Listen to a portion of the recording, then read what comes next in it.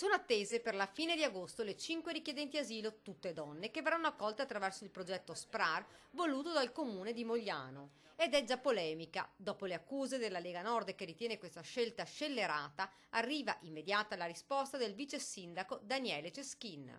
Una scelta scellerata è quella di non accogliere e di non utilizzare l'accoglienza diffusa attraverso i bandi SPRAR. Noi attraverso questo esempio di queste 5 migranti che arrivano vogliamo dare un messaggio, uno alla prefettura di Treviso, due a tutti i comuni, metà dei comuni della provincia di Treviso che non stanno accogliendo nemmeno un richiedente asilo.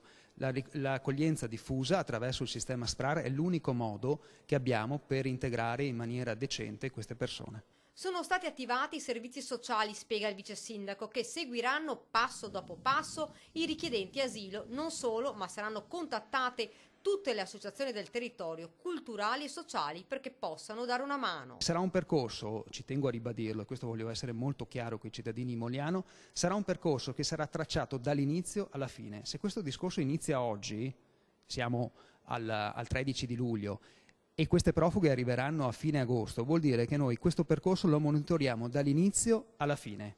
Non sono persone che arrivano di notte, ha aggiunto, né all'ultimo momento. Non è come per i migranti sistemati dalla prefettura e seguiti dalle cooperative, dove l'amministrazione nulla può fare, nemmeno controllare. Quindi ce ne saranno altri di arrivi? No, non ce ne saranno altri attraverso questo progetto, perché il progetto SPRAR per Mogliano si conclude con questi 5 arrivi. Intanto domani è previsto un incontro nella palazzina di Via Ragusa con gli altri condomini per fare il punto della situazione. Incontro voluto dall'amministrazione comunale e dal proprietario dell'appartamento.